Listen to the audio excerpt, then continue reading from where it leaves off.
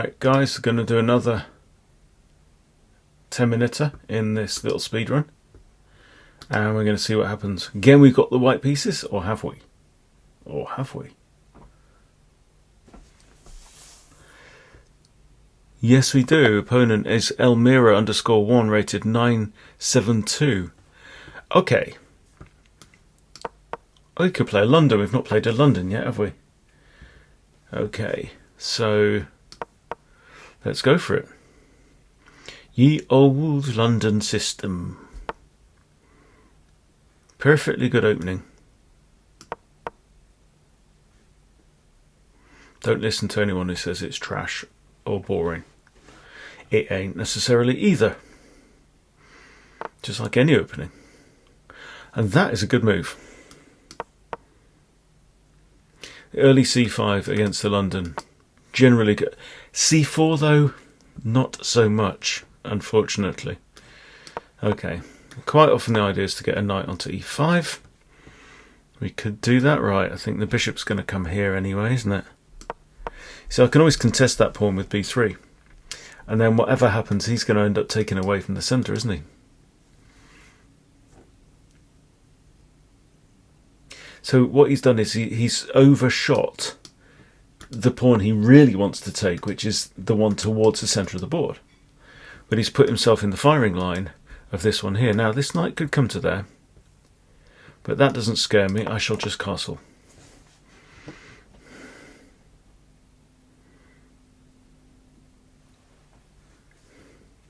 Got knight b d2 as well. It's called knight b d2 because this knight could also go to d2, and that move would be knight f d2 or nf d2. But we don't want to undevelop this one. Now I could slap this horsey up into e5 now. Don't think it's necessary. Other thing about putting my knight here is I've also got b3, maybe. Okay, he's playing very well. He's playing fine so far. Right, I'm disinclined to push these pawns. Okay, in goes the horse. Now we're thinking about the move e4. It's attacked 3 times though. Okay, he has declined to capture the horse. Okay, that gives me the opportunity to replace it with a spare horse. Always good to have a spare horse.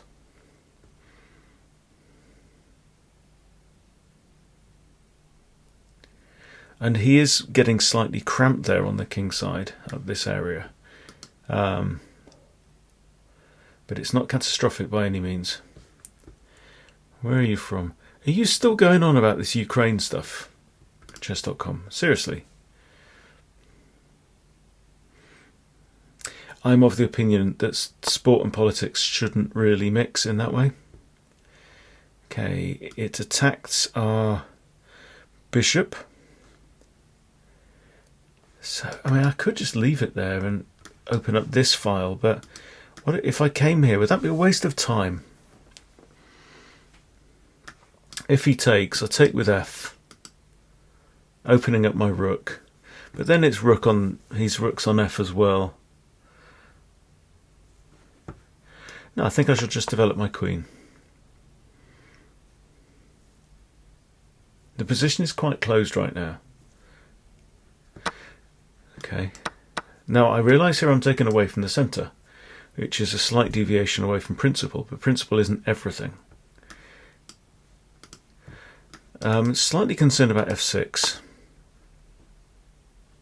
because it actually traps my knight, but okay, I can trade my way out of that. Right then. Interesting. So this is kind of a backwards pawn. So I think what we're going to do is rook e1, actually rook f e1, because there's also rook a e1. But my opponent is playing well above his rating, to his credit. So I'm putting the question to that bishop. Okay. Now, my knight could come here or here, or it could go nowhere at all. I've got this. I think it's time to contest this pawn though. This pawn moves. Yeah, my bishop doesn't really have a lot more scope there.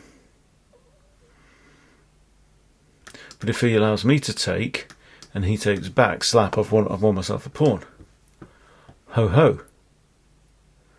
What's all this about? Now, either one that he takes, I can recapture. So I think I'm just going to go ahead with this idea.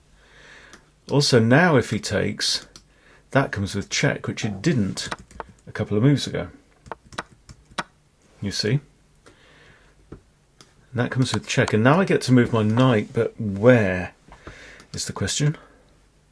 Now it's defended only by the g-pawn, which is an unhappy situation. I could lift my rook.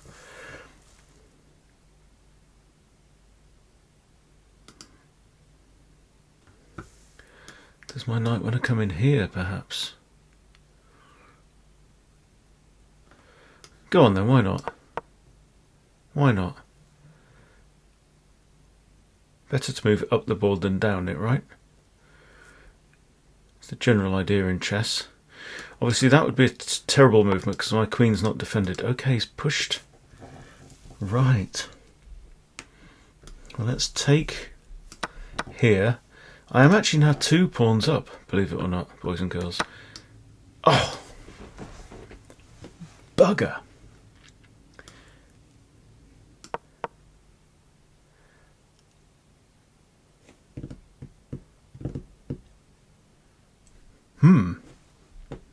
Right, that bishop was actually defended by the queen. So I was 2 pawns up. Don't ever start celebrating too early. Okay. Might lift a rook. But currently it feels like I'm playing someone my own skill level.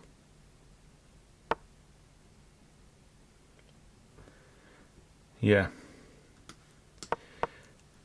Just playing too well.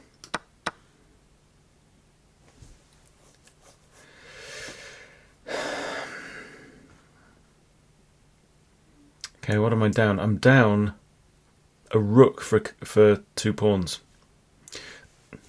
So what that means is I need to press my advantage. What is my advantage? Well, I have a passed e-pawn. So maybe rook e1 and just push key. I would play this.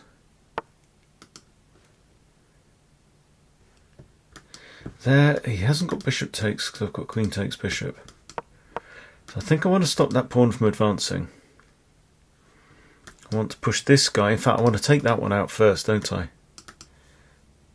So I'm getting the feeling this guy is not cheating, but is just underrated. So he may be quite new and climbing his way up. Or he may be making a speedrun video.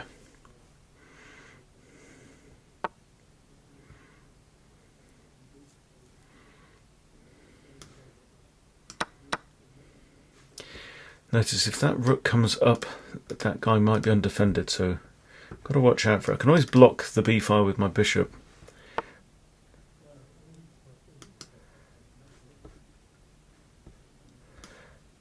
Yeah, didn't spot that either. Of course the queen's staring down at this. Now he's got this. No, he hasn't. Fortunately. Whew, scary Mary. And a hairy whatever. Can't think of anything that rhymes with Mary. Is there a breed of pet that rhymes with Mary? Not that I can think of.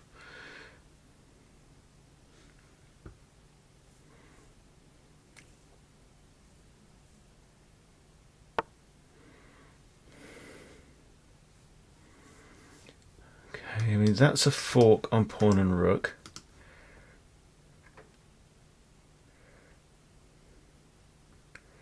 But my hunch is that I need to get my pawns up the board as well.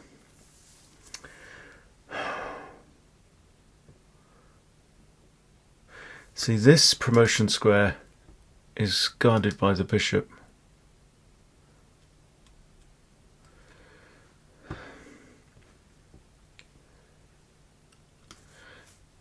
I'm just worried about coming off this. Am I?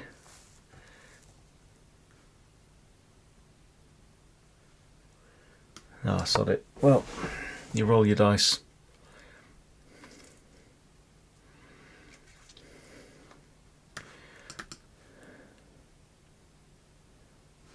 and of course that.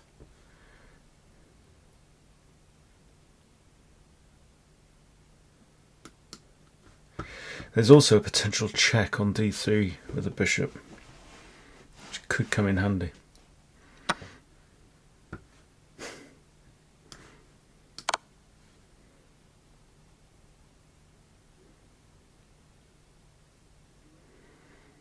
So you can see his attacking idea, very clever idea. This pawn is in a pin, so it can't take.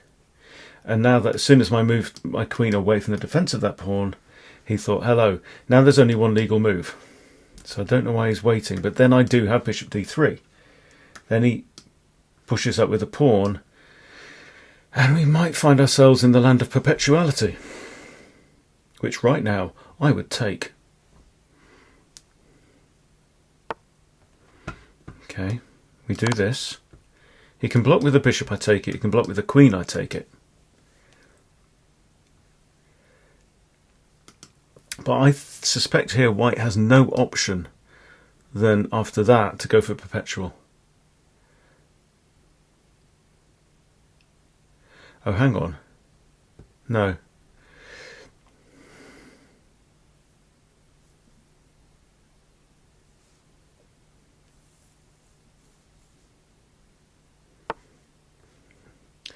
Yeah, so basically this is a perpetual mate, perpetual check. And I'm facing mate myself.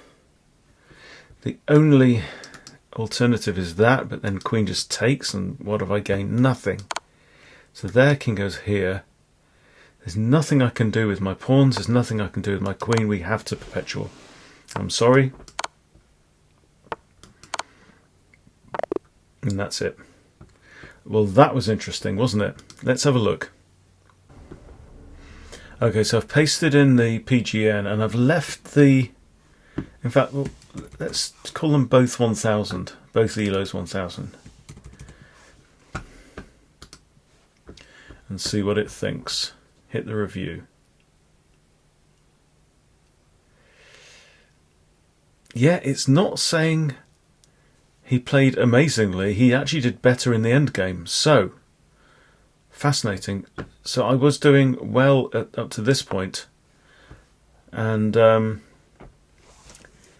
then seriously blundered with that. Yeah, great move. And that was my mistake, and he just capitalised on it, and he did really well up to here. And then that was a serious mistake because check. Now, the computer says it's +2. So I'd be interested to see how this could have been won. That had to be played. That had to be played.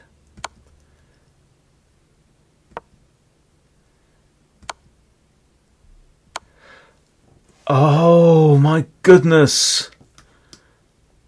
Fork on king and queen. Right? Queen has to take. E takes, obviously. Wow. The game could have been won. Well, you live and learn. You live and learn. So not a fantastic performance, but it is 9:30 in the evening. And that's my excuse. But there were some good moves. There were some good moves on both sides. I didn't have any blunders though. No misses, no blunders. So I played a solid game there. Yes, 4 mistakes. But yeah, my hunch was my opponent played better than 1100 actually in that game. So fair play to him. I think if we reran it and said 1500, it would say, yeah, you played 1500. So there you go. Anyway, that's enough chessing for one night for me. Thanks for watching, and I'll see you later.